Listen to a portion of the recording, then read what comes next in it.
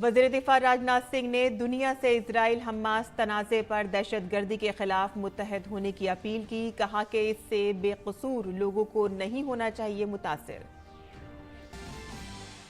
Israel और Hamas के दरमियान तनाज़ा जारी। हमास ने 2 मजीद खवातीन यरगमालियों को सेहत की बुनियाद पर किया रिहा। फ्रांसीसी सदर दौरा इजराइल के दौरान आला क़यादत से करेंगे मुलाकात। बाइडन ने कहा कि इजराइल और फिलिस्तीन को यकसा तहफ़्फ़ुज़, एहतराम और अमन से रहने का है हक। गुजरात के दौरे पर गए हुए मरकजी वज़ीर दाखिला अमित शाह आज अहमदाबाद में कई तरक्याती मंसूबों का करेंगे इफ्तिताह और रखेंगे संगे बुनियाद। कुल्लू में इफ्को के नैनो डीएपी प्लांट का करेंगे इफ्तिताह।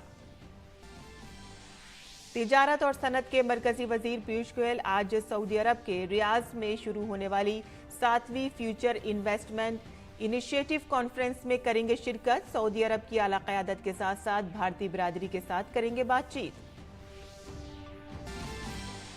वनडे वर्ल्ड कप में आज बांग्लादेश और जनूबी अफ्रीका होंगे आमने सामने। गुज़िश्ता रोज खेले गए मैच में अफगानिस्तान ने पाकिस्तान को 8 विकेट से शिकस्त देकर किया बड़ा उलटफेर।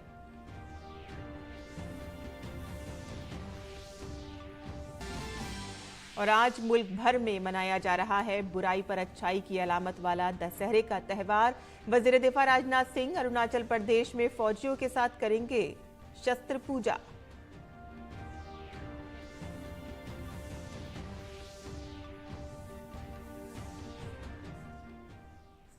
आदाब नाज़रीन, खबरनामे में आपका इस्तकबाल है। मैं हूं साइमा खान। अब खबरें तफसील से।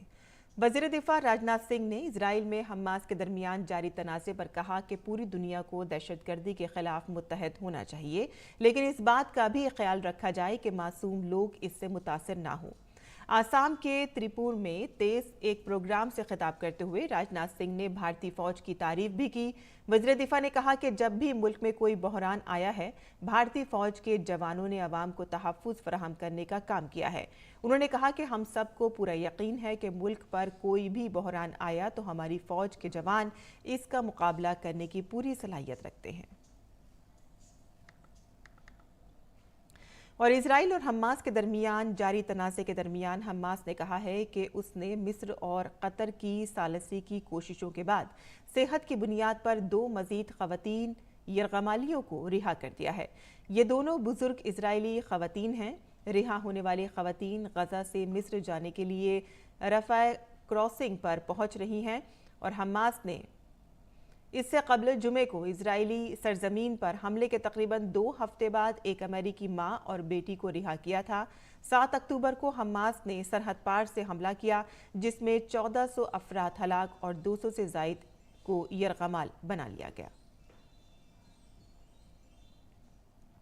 इजराइल और हमास के दरमियान तनाज़े के दरमियान फ्रांस के सदर इमैनुअल मैक्रों अपने दौरा इजराइल के मौके पर वज़ीर आज़म बेंयामिन नेतन्याहू, इजरायली सदर इसहाक हरज़ोग और दीगर रहनुमाओं से मुलाकात करेंगे। सदर मैक्रों के दौरे का मकसद सिर्फ इजराइल के साथ इजहार यकजहती करना नहीं है, बल्कि वो कशीदगी को रोकने, यरगमालियों की रिहाई, इजराइल की सलामती और 2 रियासती हल के लिए अमली तजावीज़ पेश करेंगे। 7 अक्टूबर को इजरायली सरजमीन पर हमास के हमले में 30 फ्रांसीसी शहरी मारे गए, जबकि 7 लापता हैं। इनमें से एक हमास की जानिब से जारी की गई वीडियो में नजर आया था, लेकिन बाकी 6 के बारे में कोई मालूमात नहीं है। और इससे कबल अमेरिकी सदर जो बाइडन, ब्रितानवी वज़ीर आज़म ऋषि सुनक और जर्मन चांसलर भी इजराइल का दौरा कर चुके हैं। और इसके साथ ही अमेरिकी सदर जो बाइडन ने इजराइल और हमास तनाज़े के दरमियान 2 मुल्की हल का इरादा किया है। जो बाइडन ने कहा है कि चाहे कितना ही मुश्किल क्यों ना हो, हम अमन का रास्ता नहीं छोड़ सकते। इजराइल और फिलिस्तीन सलामती, वक़ार और अमन के साथ रहने के यकसा हकदार हैं। इजराइल और गजा के दरमियान तनाज़ा थमने का नाम नहीं ले रहा है। आज इस जद्दोजहद का 8वां दिन है। हमारे नामानिगार अमृतपाल सिंह आपके लिए मैदान जंग की लम्हा ब लम्हा खबरें लेकर आ रहे हैं। जद्दोजहद में अभी क्या जारी है, ये जानने के लिए हमारे नामानिगार अमृतपाल सिंह की ये रिपोर्ट देखिए। कल सारी रात इजराइल गाजा पट्टी पर ताबड़तोड़ हवाई हमले करता रहा।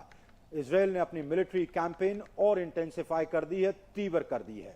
पर यहां यह सवाल पूछा जा रहा है कि इजराइल की जमीनी फोर्सेस गजा पट्टी के अंदर जाएंगी, और अगर जाएंगी तो कब? पर अंदर जाना इतना आसान नहीं है, क्योंकि उसका मतलब होगा सिविलियन काउंट और बढ़ेगा। पर इजरायली डिफेंस फोर्सेस के लिए अंदर जाना इसलिए भी जरूरी है कि उनका जो स्टेटेड ऑब्जेक्टिव है कि हमास को पूरी तरह खत्म करना, वो क्लोज कॉम्बैट के बगैर अचीव नहीं हो पाएगा। तो बेंजामिन नेतन्याहू के लिए यह दुविधा बनी हुई है कि क्या वो अपनी फोर्सेस को अंदर जाने की हरी झंडी दे, क्योंकि वेस्टर्न लीडर्स लगातार टेल अवीव में आ रहे हैं और बेंजामिन नेतन्याहू को प्रेशराइज कर रहे हैं। यहां जर्मन चांसलर आए, यूके के प्रधानमंत्री आए, अमेरिका के राष्ट्रपति आए, कल नेदरलैंड्स के प्रधानमंत्री आए और आज फ्रांस के राष्ट्रपति आ रहे हैं कि आप अपनी ग्राउंड फोर्सेस लेके अंदर मत जाइएगा, क्योंकि उससे ये कॉन्फ्लिक्ट एस्केलेट कर सकती है और दूसरे नॉन स्टेट प्लेयर्स इस कॉन्फ्लिक्ट में इन्वॉल्व हो सकते हैं और जंग का रुख कंप्लीटली बढ़ सकता है या बदल सकता है। इसीलिए बेंजामिन नेतन्याहू के लिए यह बहुत बड़ा संकट का वक्त है। कल उनको प्राइम मिनिस्टर ऑफिस को एक स्टेटमेंट जारी करनी पड़ी कि प्रधानमंत्री, आईडीएफ के चीफ और डिफेंस मिनिस्टर सभी एकजुट हैं और इस समस्या और मीडिया में जो ऐसी खबरें आ रही हैं वो गलत हैं। ये साफ संकेत है कि यहां आज युद्ध का आगे का रुख क्या हो, इस पर सरकार के बीच में मतभेद हैं। कैमरामैन एसपी दुबे के साथ अमृतपाल सिंह, डीडी न्यूज, यरूशलेम। वज़ीर आज़म नरेंद्र मोदी ने उर्दन के शाह अब्दुल्ला से फोन पर बात की। वज़ीर आज़म मोदी ने सोशल मीडिया एक्स पर बताया कि उर्दन के शाह अब्दुल्ला सानी से बात की है। मगरबी एशिया के हालिया वाक़यात पर बातचीत हुई। हमने दहशतगर्दी, तशद्दुद और आम शहरियों की मौत को लेकर गहरी तशवीश का इश्तराक किया। तहफ़्फ़ुज़ और इंसानी मसाइल के हल के लिए मुश्तरका कोशिशों की ज़रूरत है। वज़ीर आज़म नरेंद्र मोदी ने नई दिल्ली में IAEA के director general Rafael Mariano Grossi से बात की।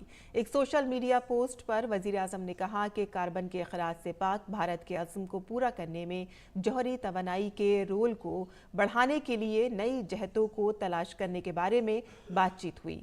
कम तर याफ्ता और तरक्की पजीर ममालिक में खुराक, सेहत, पानी साफ करने और प्लास्टिक की आलूदगी से निपटने जैसे शोबों में जौहरी टेक्नोलॉजी के इस्तेमाल को बढ़ाने के बारे में भी बातचीत हुई। मरकजी वज़ीर दाखिला अमित शाह गुजरात के दौरे पर हैं। अमित शाह आज कई तरक्याती मंसूबों का संग बुनियाद रखेंगे, जिसमें गांधीनगर के करीब महसाणा में स्पोर्ट कॉम्प्लेक्स का संग बुनियाद रखा जाएगा। अर्बन स्पोर्ट्स प्रोजेक्ट के तहत इसका संग बुनियाद रखा जाएगा। वज़ीर दाखिला अमित शाह महसाणा में बहुचिर माता मंदिर भी जाएंगे और पूजा करेंगे और इसके साथ ही वो अहमदाबाद में नैनो DAP प्लांट का इफ्तिताह करेंगे। सानंद असेंबली में मुख्तलिफ तरक्याती कामों का संग बुनियाद और इफ्तिताह भी किया जाएगा। तिजारत और सनत के वजीर पीयूष गोयल सऊदी अरब के दारुल हुकूमत रियाज में आज से शुरू होने वाली फ्यूचर इन्वेस्टमेंट इनिशिएटिव कॉन्फ्रेंस में शिरकत करेंगे। इस 2 रोज़ा प्रोग्राम में पीयूष गोयल सऊदी अरब के वजीर तवानाई शहजादा अब्दुल अजीज बिन सलमान अल सऊद समेत कई वुज़रा से मुलाकात करेंगे। गोयल सऊदी अरब के वज़ीर ख़ारजा के साथ जोखिम से मौके तक नई सनती पॉलिसी के दौर में उभरती हुई मशयतों के लिए हिकमत अमली पर एक सेशन की शरीक सदारत करेंगे। वो भारतीय बिरादरी के लोगों से भी बातचीत करेंगे। गोयल आलमी कारोबारी रहनुमाओं और बड़ी कंपनियों के CEO से भी मिल सकते हैं। इलेक्शन कमीशन ने नेशनल मीडिया अवार्ड्स के लिए मीडिया तंजीमों के इंदराजात तलब किए हैं। इंदराजात 10 दिसंबर तक जमा कराए जा सकते हैं। इसका मकसद इंतखाबी अमल, वोटिंग और इंतखाबात से मुतालिक मालूमात फराहम करने में बेहतरीन शराकत के लिए लोगों को एजाज़ से सरफराज करना है और इसके तहत अगले साल 25 जनवरी को कौमी वोटर्स डे के मौके पर 4 अवार्ड्स दिए जाएंगे। दिल्ली एनसीआर में आलूदगी की सतह मुसलसल बढ़ रही है। दिल्ली में हवा का मयार इंतहाई खराब जुमरे में है। शहर में बढ़ती हुई आलूदगी ने सांस के मरीजों की मुश्किलात में इजाफा कर दिया है। अस्पतालों में दमा और COPD के मरीजों की तादाद बढ़ने लगी है। ऐसे में डॉक्टरों ने बच्चों और बुजुर्गों को एहतियाती तदाबीर इख्तियार करने का मशवरा दिया है। दिल्ली एनसीआर में फिजाई आलूदगी बढ़ने पर GRAP स्टेज 2 नाफिज किया गया है। दरियासना महकमा मौसमियात ने कहा है कि दिल्ली एनसीआर में हवा का मयार अगले चंद दिनों तक इंतहाई खराब रहेगा। भारतीय रेलवे त्योहारों के दौरान मुसाफिरों की सहूलत के लिए 283 खुसूसी ट्रेनें चला रही है। ये ट्रेनें दिल्ली पटना, दिल्ली माता वैष्णो देवी कटरा, दानापुर, सहरसा, पूरी पटना और ओखा नहर लगन, सियालदा, न्यू जलपाईगुड़ी और वाराणसी मुंबई जैसे कई बड़े रूट्स पर चलाई जा रही हैं। भारतीय रेलवे ने कहा है कि मुसाफिरों की हिफाजत के लिए हम स्टेशनों पर रेलवे प्रोटेक्शन फोर्स के इजाफी अहलकार तैनात कर रहे हैं। वजारत ने कहा है कि बड़े स्टेशनों पर इमदादी मराकज़ शुरू कर दिए गए हैं और इसके अलावा मेडिकल टीम, एम्बुलेंस सर्विस भी दस्तयाब है। मुल्क भर में रामलीला को स्टेज किया जा रहा है। दिल्ली में भी बड़ी तादाद में रामलीला का इनेकाद किया जा रहा है। मशरिक़ी दिल्ली में वाक़े बाल मंदिर स्कूल के तलबा भी इन दिनों रामलीला का एहतमाम कर रहे हैं। ये नन्हे तलबा तालिबे इल्म अपनी अदाकारी से बड़े बड़े फनकारों को भी पीछे छोड़ते नजर आ रहे हैं। ये तलबा रामलीला का हिस्सा बनने के तय कितने पुरजोश हैं, हमारे नामनिगार गिरीश निशाना ने इस बारे में खास बातचीत की। देश की राजधानी दिल्ली में रामलीलाओं की धूम है।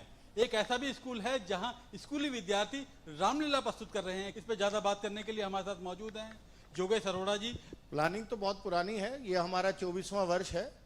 हम लगातार 24 वर्षों से रामलीला करते चले आ रहे हैं और ये स्कूल की अध्यापिकाएं, छोटे छोटे बच्चे, ये इनका अथक प्रयास है जो ये रामलीला आज दिल्ली में इतना नाम कमा रही है। इसमें ज़्यादातर बच्चे हमारे 6th, 7th, 8th के मिडिल क्लासेस के बच्चे हैं और बहुत ही मन से, भाव से ये लोग करते हैं और इन पर ईश्वर की अपार कृपा है कि कोई पीछे से प्रॉम्प्टिंग नहीं। इतने बड़े बड़े, अभी मैंने आपको दिखाया, इतने बड़े बड़े इनके अपने रोल हैं जिनको ये लर्न करते हैं और उसके बाद लाइव एक्ट करते हैं स्टेज के ऊपर। इस रामलीला में 9वीं क्लास के नमन भगवान श्री राम का किरदार निभा रहे हैं। कैसा लगता है जब भगवान श्री राम के अवतार में मंच पर होते हैं? बहुत अच्छा लगता है। हज़ारों में ऑडियंस आती है देखने के लिए। एक फील आ जाती है अंदर से जो भगवान के नाम में है। भगवान राम मर्यादा पुरुषोत्तम थे। उन्होंने कभी स्त्री को किसी बुरी नज़र से ना देखा और वो एक मर्यादा के अंदर रहते थे। जैसे कि उन्होंने अपने पिता के कहने में एक ही बारी में ना बोले, सीधा वनवास के लिए चल दिए। 6ठी क्लास के अक्षय चतुर्वेदी हनुमान की भूमिका निभा रहे हैं। कैसा लगता है? बहुत छोटी क्लास है, बहुत कम उम्र है। बहुत अच्छा लगता है कि हनुमान जी का रोल करने को मिल रहा है। बस एनर्जी आ जाती है जब भी स्टेज पर जाता हूँ ना, ऐसा लगता है साक्षात हनुमान जी आ जाते हैं अंदर। कितने बड़े भक्त थे हनुमान जी श्री राम के? बहुत बहुत, मतलब अब तो कोई हो भी नहीं सकता है ऐसा कोई भक्त। जय श्री राम। 11वीं क्लास के मान्य गोयल रावण की भूमिका में हैं। कैसा लगता है रावण के किरदार में? रावण के किरदार में मुझे सच बताऊं तो बहुत अच्छा लगता है।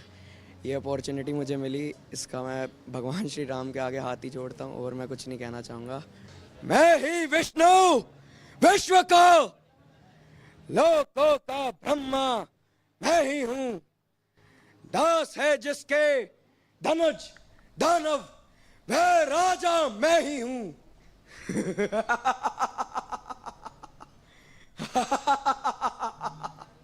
रामलीला का हिस्सा बनकर ये बाल मंदिर पब्लिक स्कूल के बच्चे काफी उत्साहित हैं। उत्साहित इसलिए हैं क्योंकि इन्हें रामलीला में किरदार निभाने का मौका मिला है, भगवान श्री राम के जीवन को जानने का मौका मिला है। कैमरामैन रमाकांत के साथ गिरीश निशाना, DD न्यूज, दिल्ली। और विजय दशमी का त्यौहार आज मुल्क भर में बड़े जोशो खरोश से मनाया जा रहा है। ये त्यौहार रावण पर भगवान राम की फतह का जश्न मनाने के लिए मनाया जाता है, जिसका मतलब है कि बुराई पर अच्छाई की जीत। इस दिन नवरात्रि और दुर्गा पूजा भी मुकम्मल होती है। सदर द्रौपदी मुर्मू और नायब सदर जगदीप धनखड़ ने लोगों को दशहरे की मुबारकबाद दी है। वज़ीर दिफा राजनाथ सिंह आज अरुणाचल प्रदेश में फौजियों के साथ शस्त्र पूजा करेंगे। वज़ीर-ए-आज़म नरेंद्र मोदी ने विजयदशमी के मुबारकबाद दी है। वज़ीर-ए-आज़म ने एक्स पर कहा है कि विजयदशमी के मौके पर मुल्क भर में मेरे अहले खाना को दिली मुबारकबाद। ये मुक़द्दस त्यौहार मनफी कुव्वतों के खात्मे के साथ साथ जिंदगी में अच्छाई को अपनाने का पैगाम भी लेकर आता है। बिहार के गोपालगंज में दुर्गा पूजा के पंडाल में भगदड़ मचने से 3 अफराद की मौत हो गई, जिनमें से 2 खवातीन और 1 बच्चा भी शामिल है। इस भगदड़ में 10 दीगर खवातीन भी शदीद जख्मी हुई हैं। तमाम जख्मियों को गोपालगंज सदर अस्पताल में दाखिल कराया गया है। ये वाकया शुगर मिल रोड पर वाक़ राजा दाल के करीब पेश आया। इन्फोर्समेंट डायरेक्टोरेट ने पोलिंग वाली रियासत छत्तीसगढ़ में एक और घपले का इल्जाम लगाया है। ईडी ने दावा किया है कि रियासत मार्कफेड के एक साबिक मैनेजिंग डायरेक्टर और एक मकामी राइस मिल मालिकान एसोसिएशन के एक ओहदेदार ने आला ओहदों पर फाइज लोगों के फायदे के लिए 175 करोड़ रुपए की रिश्वत जमा की। ईडी की तहकीकात में ये भी इंकशाफ हुआ है कि खुसूसी अलाउंस को 40 रुपए से बढ़ाकर 120 रुपए फी क्विंटल करने के बाद 500 करोड़ रुपए की अदायगियां जारी की गईं, जिसके नतीजे में 175 करोड़ रुपए की रिश्वत ली गई, जिसे रोशन चंद्राकर ने एमडी मार्कफेड के फाल मदद से इकट्ठा किया। तहकीकाती एजेंसी ने कहा है कि उसने छापों के दौरान काबिले इस्तेगासा मवाद, डिजिटल आलात और 1.06 करोड़ रुपए की बेहिसाब नकदी जब्त की है। भारत की जद्दोजहद आज़ादी में अहम किरदार अदा करने वाली ख़वातीन में डॉक्टर लक्ष्मी सहगल का नाम भी नुमाया है। मुल्क अपनी इस मुजाहिद आज़ादी का 109वां यौम पैदाइश मना रहा है। आइए उनके बारे में जानते हैं। पद्म विभूषण डॉक्टर लक्ष्मी सहगल 1914 में एक रिवायती तमिल घराने में पैदा हुई। उन्होंने मद्रास मेडिकल कॉलेज से MBBS की डिग्री हासिल की और फिर 1940 में सिंगापुर चली गईं। उन्होंने वहां मुकीम भारतीयों के लिए एक मेडिकल कैंप लगाया और वहां गरीब भारतीय लोगों का इलाज शुरू किया। 1943 में उनकी मुलाकात सुभाष चंद्र बोस से हुई। इस दौरान वो आजाद हिंद फौज में शामिल हो गई। उनकी क़यादत में रानी लक्ष्मीबाई रेजिमेंट तश्कील दी गई। 500 से जायद ख़वातीन रेजिमेंट में शामिल हुई। डॉक्टर लक्ष्मी सहगल की कायदाना सलाहियतों की वजह से वो कैप्टन के नाम से मशहूर हुई। बाद में उन्हें आजाद हिंद फौज में कर्नल का ओहदा भी मिला, लेकिन वो कैप्टन लक्ष्मी के नाम से ही मशहूर रहीं। जापानी फौज के साथ काम करते हुए वो ब्रितानवी अफवाज के हाथों गिरफ्तार हुई और 1946 तक बर्मा की जेल में रहीं। भारतीय तहरीक आजादी के बढ़ते हुए दबाव की वजह से उन्हें रिहा कर दिया गया और आजादी के बाद भी डॉक्टर की हैसियत से अपनी खिदमत जारी रखी। 1947 में कर्नल प्रेम कुमार सहगल से शादी के बाद वो कानपुर बस गई। मेडिकल प्रैक्टिस के साथ साथ उन्होंने तक़सीम हिंद के बाद भारत आने वाले मुहाजिरीन की खिदमत की। 1971 में मार्क्स कम्युनिस्ट पार्टी की रुकनियत इख्तियार की और इसी के साथ ही उन्होंने राज्यसभा में अपनी पार्टी की नुमाइंदगी की। 1984 के भोपाल गैस सानेहा में जहां उन्होंने इमदादी कार्रवाइयों में अपना किरदार अदा किया। वो 1984 में सिख फसादात के दौरान कानपुर में अमन कायम करने के लिए भी सरगर्म थी। 1998 में उन्हें हुकूमत हिंद ने पद्म विभूषण से नवाजा था। 2002 में उन्होंने बाएं महाज की तरफ से APJ अब्दुल कलाम के खिलाफ सदर जमहूरिया ओहदे के लिए इंतखाब भी लड़ा, लेकिन वो हार गई। उनकी लगन का अंदाजा इस बात से लगाया जा सकता है कि 92 साल की उम्र में भी वो कानपुर के एक अस्पताल में मरीजों का इलाज कर रही थी। जिंदगी भर कौम की खिदमत के लिए तैयार रहने वाली डॉक्टर लक्ष्मी ने 23 जुलाई 2012 को कानपुर में 98 साल की उम्र में आखिरी सांस ली। ब्यूरो रिपोर्ट, उर्दू खबरें। और अब पेश है दिल्ली से शाया उर्दू अखबारात का मुख्तसर जायजा।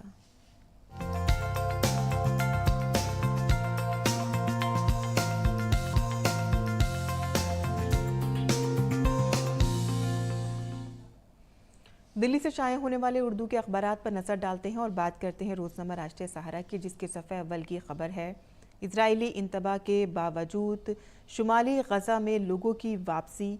एक और मस्जिद पर हमला किया गया है और अब तक 32 मसाजिद जो हैं वो शहीद हो चुकी हैं। गजा में छापे के लिए दाखिल होने वाले इजरायली फौजियों की पहली बार हमास के जंगजुओं से रास्त झड़पें देखी गई हैं।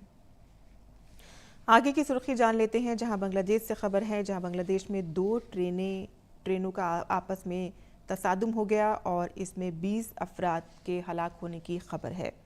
आगे बढ़ते हैं, दिल्ली से खबर है, जहां दिल्ली एनसीआर की हवा की जो क्वालिटी है वो बेहद ख़तरनाक ज़ुमरे में है और एयर क्वालिटी इंडेक्स के ख़राब ज़ुमरे में होने की वजह से काफ़ी मुश्किलात पैदा हो रही हैं। आगे बढ़ते हैं, India middle east Europe economic corridor पर काम शुरू। मगरबी एशिया में कशीदगी का प्रोजेक्ट पर कोई असर नहीं है, कॉरिडोर हिंदुस्तान की पहल है, हुकूमत ने ये बात कही है।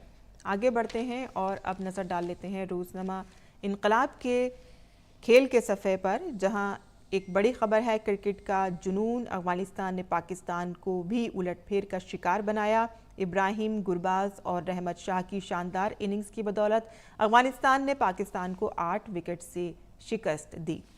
तो ये थी आज के अखबारात की सुर्खियां जो हमने आपके लिए चुनी थी।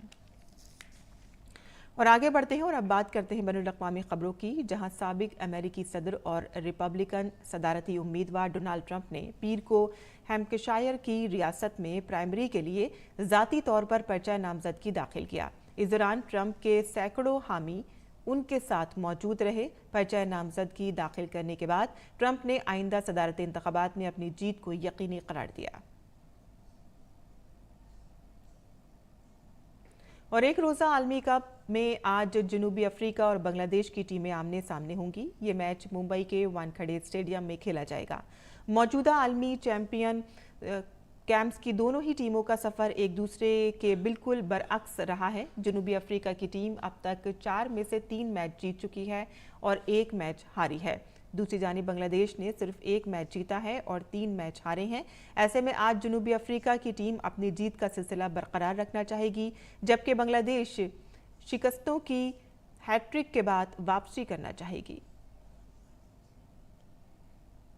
और आईसीसी आलमी कप एक और बड़ा उलटफेर देखने को मिला, जहां पीर को खेले गए मैच में अफगानिस्तान ने पाकिस्तान को 8 विकेटों से शिकस्त दी।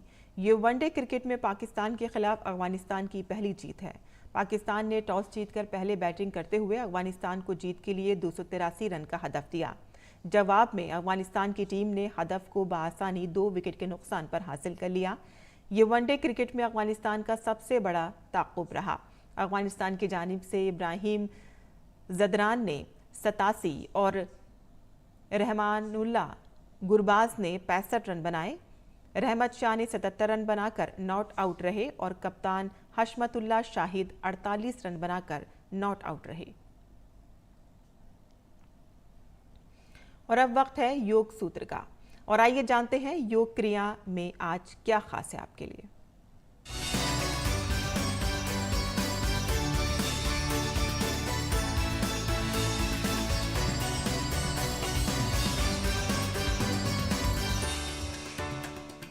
नमस्ते, मैं अंकिता सूद। अगर दिन की शुरुआत ही हमने सही ढंग से और योगिक तरीके से कर ली तो पूरा दिन तरोताज़गी से भरा हुआ होगा। जब भी हम सोकर उठते हैं तो हमें ऐसा लगता है कि कुछ मसल्स स्पैज़म में है, कुछ टाइटनेस है, कहीं ना कहीं हमें कहीं दर्द होती है और कुछ आलस भी भरा हुआ होता है। तो हमारे दिन की शुरुआत हम अपने बेड के ऊपर ही करने वाले हैं। फर्स्ट टेक्निक है, अपने ही बेड पे कर सकते हैं यस्तिक आसन। पूरी तरह से आपने अपने शरीर को ऑपोजिट स्ट्रेच देना है विथ ब्रेथ अवेयरनेस और फिर वापस धीरे से आ जाएंगे। टेक्निक नंबर 2 पवन मुक्त आसन, जिसमें हमने धीरे से पैर को इस तरह से स्ट्रेच करना है और दबाना है पेट को, जिससे पेट सुबह सुबह नरम होता है। और फिर वापस रिपीट करेंगे दूसरे लेग के साथ। ऐसा हम 5 से 10 बार कर सकते हैं और फिर दोनों लेग्स को भी साथ में कर सकते हैं।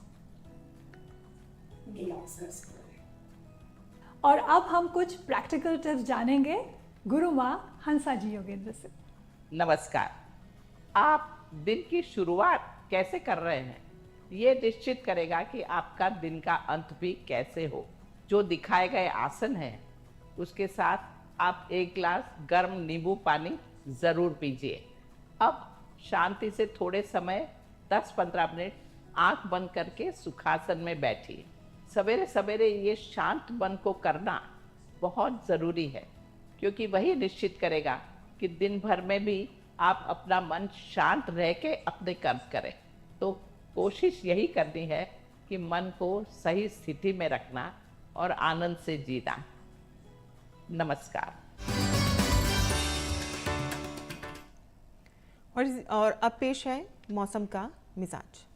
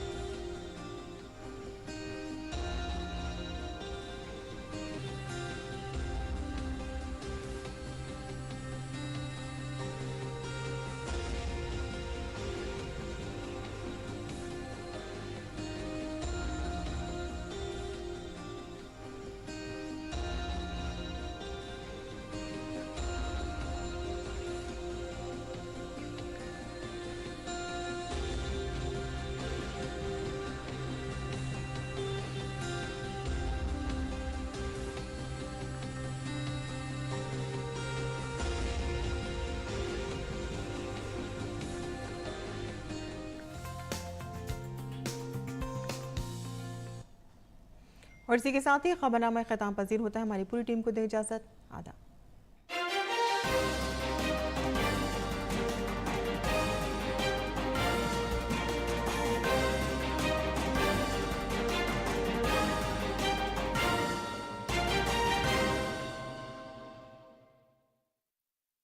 फेरों के लिए खड़े हो जाइए।